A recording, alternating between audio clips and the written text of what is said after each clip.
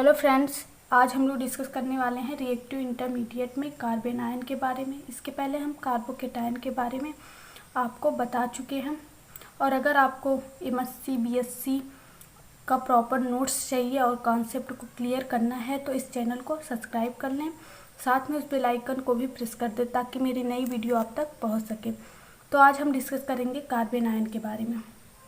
तो चलिए video start करते हैं। कार्बन आयन में कार्बन पे निगेटिव चार्ज होता है और 3 सिग्मा बॉन्ड होता है और एक लोन पेयर ऑफ इलेक्ट्रॉन होता है।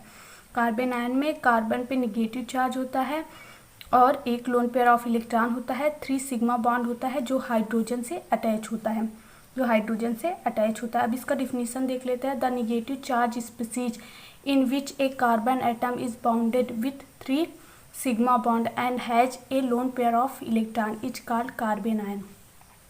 वही जो बोले हैं वही लिखा गया है यहाँ पे। अब देखते हैं कार्बन आयन का नेमिंग कैसे करते हैं। CH3 निगेटिव चार्ज, इसको क्या कहेंगे? Methyl carbon ion. CH3 CH2 minus charge, इसको कहेंगे एथिल कार्बन आयन। और यहाँ पे देखिए CH2 CH निगेटिव चार्ज यहाँ पे और यहाँ पे CH3, यहाँ पे CH3 रहेगा। इसको कहेंगे आइसोप्रोपाइल कार्बन आयन। और यहाँ पे देखिए CH3 CH2 निगेटिव चार्ज, इसको कहेंगे प्रोपिल कार्बन आयन। और अगर बेंजीन रिंग हो, CH2 हो निगेटिव चार्ज, तो इसको कहेंगे benzyl carbon ion. I hope आपको नेमिंग भी समझ में आ गया होगा कैसे करेंगे। अब आगे देख लेते हैं इसका स्ट्रक्चर देख लेते हैं। यहाँ पे कार्बन के पास एक लोन पेयर ऑफ इलेक्ट्रॉन है और 3 सिग्मा बॉन्ड है जो हाइड्रोजन से अटैच होता है। इसका जो ज्योमेट्री होता है वो पिरामिडल होता है, लाइक अमोनिया का भी ज्योमेट्री जो होता है वो पिरामिडल होता है, क्योंकि अमोनिया के पास जो होता है 3 हाइड्रोजन होता है और नाइट्रोजन पे एक लोन पेयर ऑफ इलेक्ट्रॉन होता है, तो उसकी ज्योमेट्री भी होती है पिरामिडल। अब इसका फॉर्मेशन देख लेते हैं कि इसका फॉर्मेशन कैसे होता है, कार्बोकेटायन का फॉर्मेशन कैसे होता है। तो ये होता है हेट्रोलिटिक क्लीवेज से कार्बोकेटायन का फॉर्मेशन होता है। हेट्रोलिटिक क्लीवेज क्या होता है? अगर मान लीजिए A और B में बॉन्ड है, तो अगर A और B का बॉन्ड टूट रहा है, यदि B की इलेक्ट्रोनिगेटिविटी ज़्यादा है, तो ये जो बॉन्ड का दोनों इलेक्ट्रॉन है B के साइड चला जाएगा, A पे पॉजिटिव चार्ज आ जाएगा और B पे निगेटिव चार्ज आ जाएगा।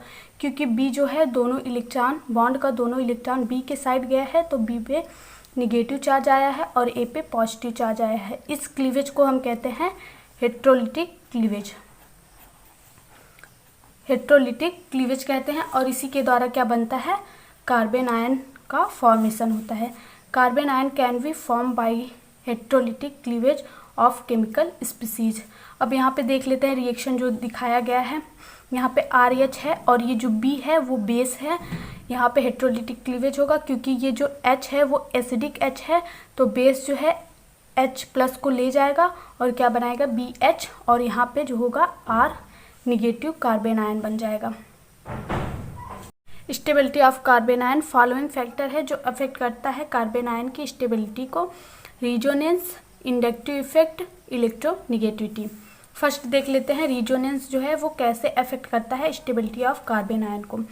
The stability of carbon ion is directly proportional to the number of resonating structure. किसी भी मॉलिक्यूल का जितना ज़्यादा होगा, कंपाउंड का जितना ज़्यादा होगा, उतना ही कंपाउंड स्टेबल होगा। अब एग्जांपल देख लेते हैं। यहाँ पे देखिए निगेटिव चार्ज है जो वो 3 रिंग में डिस्ट्रीब्यूट हो रहा है, यहाँ पे भी जाएगा, यहाँ पे भी जाएगा, यहाँ पे भी जाएगा, तो इसकी रिजोनेटिंग स्ट्रक्चर ज़्यादा होगी। और यहाँ पे 2 रिंग में डिस्ट्रीब्यूट हो रहा है, तो इसकी रिजोनेटिंग स्ट्रक्चर इससे कम होगी लेकिन इससे ज़्यादा होगी। इसकी रिजोनेटिंग स्ट्रक्चर उससे कम होगी, फिर इसकी रिजोनेटिंग स्ट्रक्चर सबसे कम होगी। तो जिसकी रिजोनेटिंग स्ट्रक्चर सबसे ज़्यादा होगी उसकी स्टेबिलिटी भी ज़्यादा होगी। तो इसके रिजोनेटिंग स्ट्रक्चर ज़्यादा है तो इसकी स्टेबिलिटी भी ज़्यादा है। फिर इसकी होगी, फिर इसकी होगी। ये हो गया आपका स्टेबिलिटी ऑर्डर, रिजोनेटिंग स्ट्रक्चर के अकॉर्डिंग स्टेबिलिटी ऑर्डर हो गया आपका। अब देख लेते हैं इंडक्टिव इफेक्ट जो है कैसे अफेक्ट करता है कार्बन आयन की स्टेबिलिटी को। कार्बन आयन की स्टेबिलिटी को, the stability of carbon ion is inversely proportional two plus I effect. ये जो होता है प्लस आई इफेक्ट के इनवर्सली प्रोपोर्शनल होता है कार्बन आयन की स्टेबिलिटी। एग्जाम्पल देख लेते हैं। यहाँ पे CH3 लगा हुआ है, जो CH3 है वो प्लस आई इफेक्ट के द्वारा इलेक्ट्रॉन जो है वो डोनेट करता है, और यहाँ पे भी ये वाला भी डोनेट करेगा, ये वाला भी डोनेट करेगा, और यहाँ पे माइनस चार्ज है और ऊपर से CH3 जो है वो इलेक्ट्रॉन डोनेट कर रहा है, तो माइनस चार्ज जो है वो इंक्रीज करेगा, तो इसकी स्टेबिलिटी जो है वो डिक्रीज कर जाएगी। और यहाँ पे दो जो है CH3 माइनस चार्ज को इंक्रीज कर रहा है, यहाँ पे एक CH3 माइनस चार्ज को इंक्रीज कर रहा है, यहाँ पे नहीं है कोई जो माइनस चार्ज को इंक्रीज करे। तो सबसे ज़्यादा स्टेबल ये वाला होगा, फिर ये वाला होगा, फिर ये वाला होगा। क्योंकि यहाँ पे माइनस चार्ज को कोई इंक्रीज नहीं कर रहा है, तो ये माइनस चार्ज जो है ना तो बढ़ेगा ना घटेगा, लेकिन यहाँ पे इंक्रीज हो रहा है माइनस चार्ज, तो स्टेबिलिटी इसकी जो है वो क्या होगी, घट जाएगी। स्टेबिलिटी क्या हो जाएगी, घट जाएगी। तो यहाँ पे आपका हो गया स्टेबिलिटी ऑर्डर। अब आगे देख लेते हैं इलेक्ट्रोनेगेटिविटी के बेस पे कार्बन आयन की स्टेबिलिटी को कैसे इफेक्ट करता है। तो एग्जांपल देख लेते हैं। यहाँ पे CH2 double bond CH negative charge, C negative charge triple bond CH। अब यहाँ पे देखिए हाइब्रिडाइजेशन, इस वाले कार्बन का हाइब्रिडाइजेशन निकालने पे क्या आएगा, sp2 आएगा, और यहाँ पे इस वाले कार्बन का हाइब्रिडाइजेशन निकालने पे sp आएगा।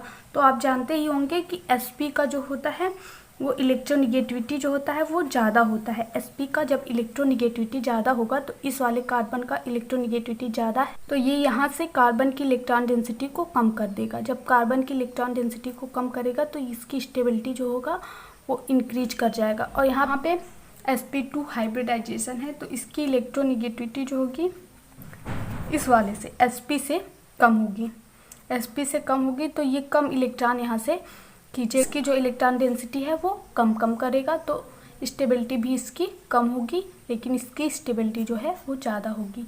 तो ये हो गया आपका order, stability order. I hope आपको ये वीडियो अच्छी लगी हो। वीडियो अच्छी लगी हो तो लाइक करिए, कमेंट करिए। Thank you for watching this video.